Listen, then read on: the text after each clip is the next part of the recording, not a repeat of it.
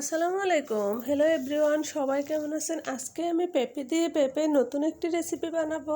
এই তো আজকে আমি বানাবো হচ্ছে পেঁপে দিয়ে পাকোড়া। পাকোড়া বানানোর জন্য পেঁপেটা কেটে ধুয়ে পরিষ্কার করে এখন আমি গ্রেট করে নিচ্ছি। আর এখন আমি এখানে দিয়ে দিব কিছুটা পেঁয়াজ কুচি। আমি এখানে 2টার মতো পেঁয়াজ নিয়েছি, দিয়ে দিচ্ছি। আর এখানে দিয়ে দেব ধনেপাতা, আর দিয়ে দেবো হচ্ছে কাঁচামরিচ কুচি।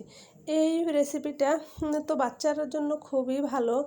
যেহেতু বাচ্চারা সবজি খেতে চায় না, এরকম একটা বিকেলের নাস্তা যদি বানিয়ে দেওয়া যায় তাহলে তো খুব মজা করে খাবে। আর এদিকে আমি দিয়ে দিচ্ছি 1/2 চামচের মতো মরিচের গুঁড়া, 1/2 চামচের মতো হলুদের গুঁড়া, আর এখানে দিয়ে দিচ্ছি ধনিয়া আর জিরা গুঁড়া। দিয়ে আমি এখানে দিয়ে দেব 2 চামচের মতো বেসন। আপনারা চাইলে এখানে একটা ডিমও দিতে পারেন। আমি এখানে বেসন দিয়েছি, আমি আজকে এখানে ডিম দিই নাই। আর এখন আমি এখানে দিয়ে দেব কিছুটা আদা রসুন বাটা, দিয়ে সবগুলো উপকরণ একসাথে ভালো করে মিশিয়ে নেব। ভালো করে মিশিয়ে নেওয়া হয়ে গেলে এদিকে চুলায় তেল বসিয়ে দিয়েছি, তেলটাও গরম হয়ে এসেছে। এখন আমি ছোট ছোট করে পাকোড়াগুলো তেলের মধ্যে দিয়ে দিচ্ছি। এই তো আজকের রেসিপিটি যদি ভালো লেগে থাকে তাহলে ট্রাই করে দেখতে পারেন, আশা করি ভালো লাগবে।